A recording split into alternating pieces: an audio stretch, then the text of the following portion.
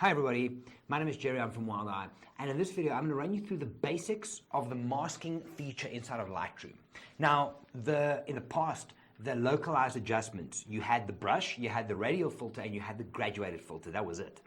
And masking was the domain of Photoshop. The new edition of this masking feature inside of Lightroom is, to me, and I know to a lot of people out there, probably one of the biggest jumps in the power that this program gives us. So I'm going to go and look at the basics 101 of this, and once we've gone through every one of them, just one or two tips and tricks that hopefully you'll find value from. Into Lightroom we go.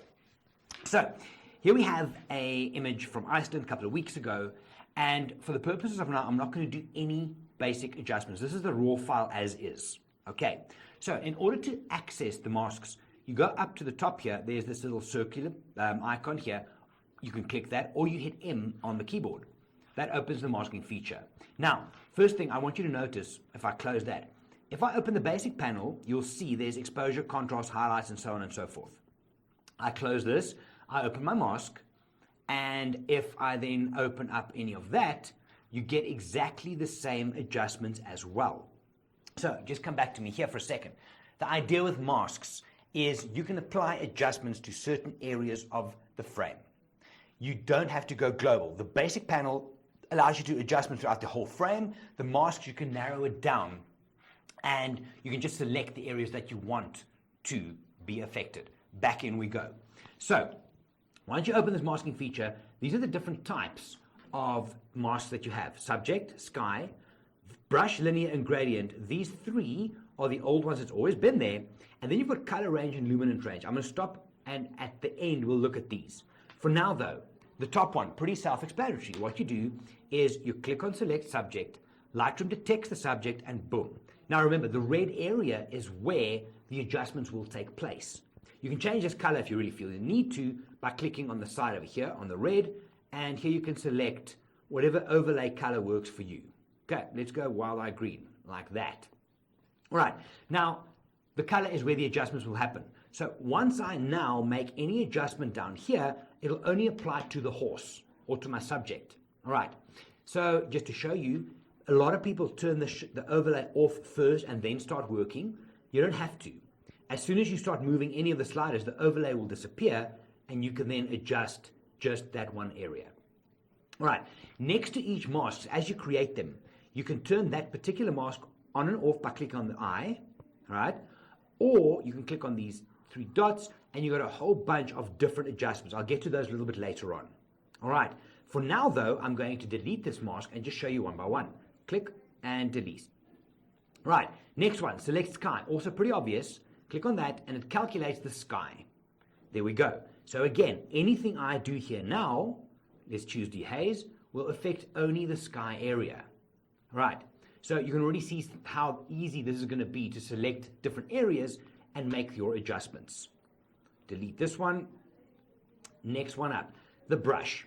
Now, the brush, as I take my cursor onto the screen, I can change the size of it by taking on my trackpad 2 fingers up and down. And I can also hold shift and do the same thing, and that will increase the feather. So for those of you that don't know, if you have a brush with a single circle, it's a very hard edged brush. The bigger your feather is on the outside, the more softer the blend is out. So I normally have a little bit of a feather, not too big, something like that. Where can you see? There, on the horse's butt. There we go. And then on the side, you can change those here. Flow and density. I have a video on the Wild Eye YouTube channel that's discussed these two. You want to keep your flow low because you can then paint the adjustment in, and that's the win. All right. So one of two ways you can approach this. Either I can now, let's say I want to paint the horse, I can do this. So you see, if I paint more on one area, it gets greener versus just a little bit. The adjustment will be done more where the color is more intense. Okay, and then I can go and do my adjustment. Alternatively, I can turn my mask off. I can dial in what I want to do. Let's say darker and shadows, and let's just make it very dark. I can now go and I can paint, and as I paint, I see the adjustment come in. I prefer this way because I can then see how I'm working with light and tones in order to bring the colors up or down. All right, let's delete this one. Next one up is linear gradient. Now, the linear gradient is exactly what it says. it creates a linear gradient. What you do is you click and you drag down.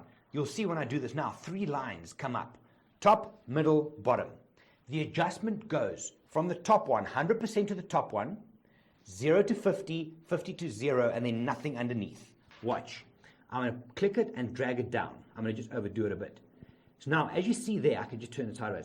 From the top, it's 100% of whatever I'm going to do. Then it fades to 50%, then it fades to 0. This is great for lines, horizons, buildings, those kind of things if you want to do that as well. I'll show you some creative stuff in future videos if you want to play with that.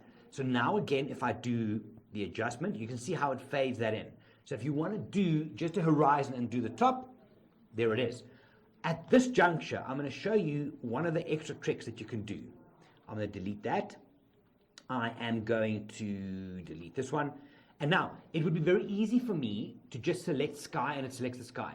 But I'm going to use this as just a bit of a teaching thing here. I'm going to do linear and I'm going to draw it down onto, you can hold shift and it keeps it nice and straight. Like that. The problem is now the horse is in on this. Right? I don't want the horse in on this. So on every mask this works. I can now go up here to my mask, click on it, and I can say subtract. I hit subtract and I'm going to ask it to subtract the subject. Make sense? Watch. Click. Done. So you can reverse these things over and above each other. We'll get more into that a little bit from now. Very handy little trick. For now though, let's delete this one and look at the rest. Radial gradient. Now what that does is you click and then you draw a circle. Click and draw a circle. Now the circle, from the inside of the circle to the fat circle is 100% and then it fades depending on how big your feather is. The cool thing here is you can invert this over here. Now you are working pretty much by creating a vignette. So I can pull this bigger, I can make that open, I can grab this and I can turn this thing around, and I can, with this red dot, I can increase there's a good example. So that is a 0 feather, it's a very strong edge. So if I was to do something now, it's very obvious, that's very hallmark, right? But I can then take this and I can fade the adjustment in so that when I do this, it's a lot more subtle. All right, so that would be, if I delete this one, delete all the mask, that is your top, that's the main ones. Subject, sky, brush, linear, and radial. Now, I'm going to quickly, before I start showing you some things, how you can throw them together, touch on color range and luminance range. These are amazing. So I'm going to click on color range. Now, you'll see underneath my main mask, there's this color range block over here. I'm now going to take my cursor and I'm going to move it to a color. So let's say I want to work certain colors of green. I'm going to just select that green. Okay. Now, Lightroom has selected all the green throughout the image, which is very similar to that. I can now narrow this down by taking this refine slider and moving it down. Can you now see? So, okay, for this purposes, let me change green to red. There we go. All right. So that is what Lightroom gave us. So all the red areas will be adjusted. I can now make it either stronger or lesser. So now it only gives me these little pieces of mask in the grass, which means any adjustment I do will only be affecting those areas. The cool thing with this is, if I now add, for example, texture, it's selective inside the range. If I do saturation up, it'll only apply to those areas. Can you see how I slide that up and down? The nice thing here, it's finesse. To me, it's finesse. Because instead of just blanketing saturation and whacking it up, or selecting the green channel, which does all of it, you can be very, very specific. Let me do this one again. I'm going to delete this so we can start from the front. Delete. I'm going to say color range, and let's select this horse. So I'm going to select a brown like that. Okay, so you see, it's all over. Any brown that is similar will be selected for the upcoming adjustments.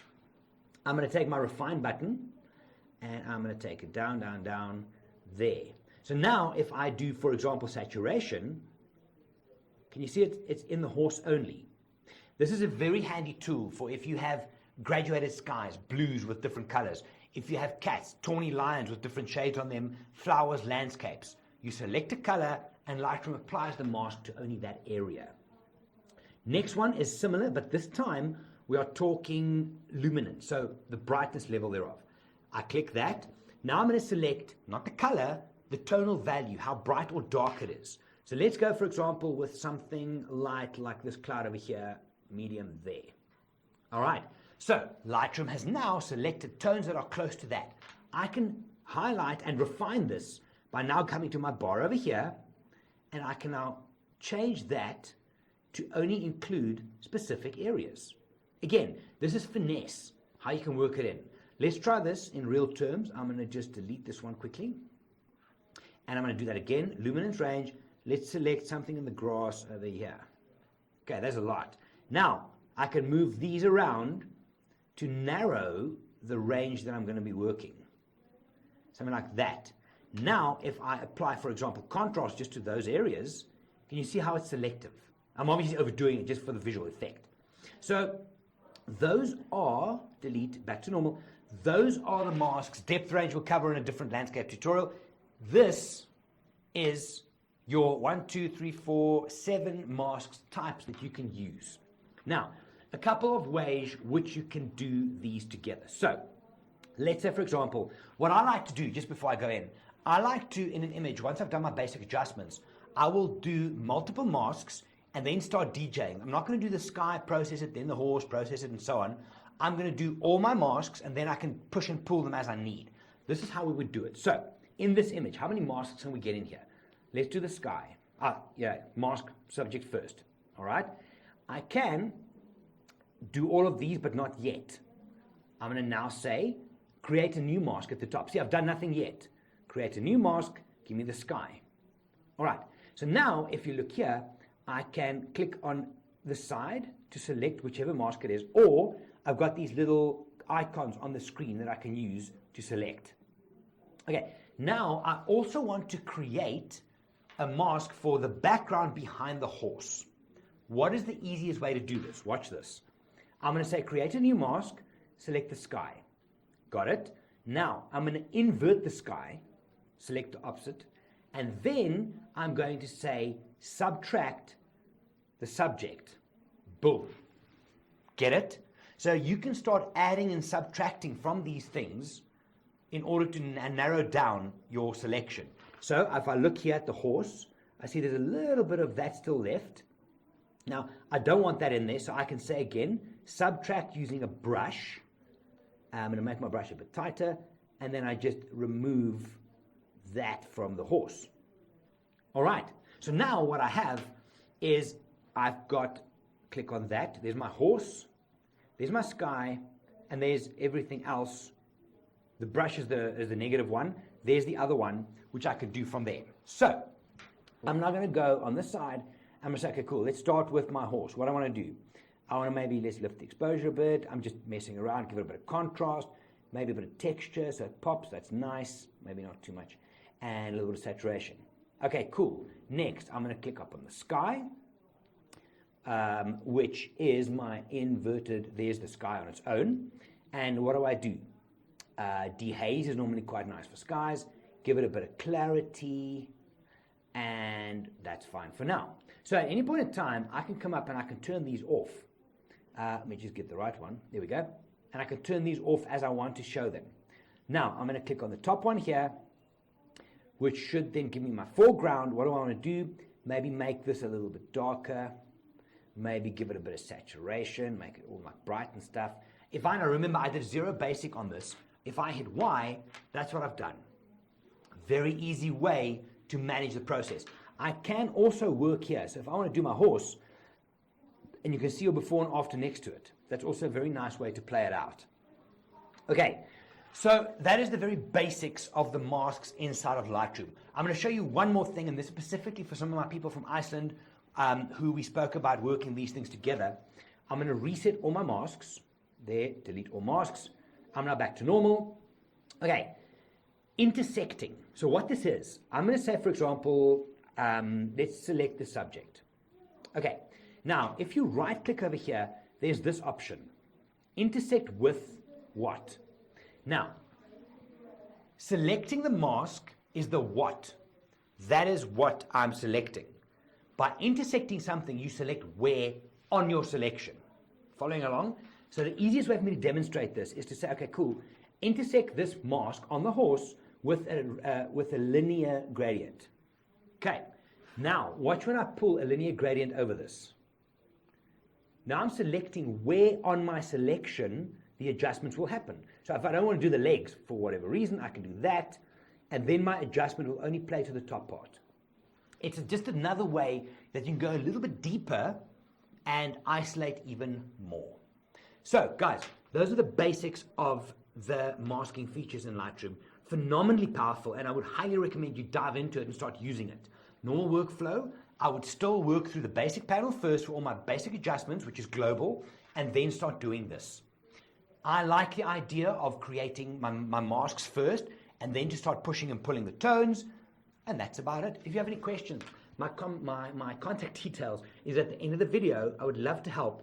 Otherwise, I'll see you soon with more tutorials. My name is Gerry. I'm from Wild Eye. Happy processing. Have a good one.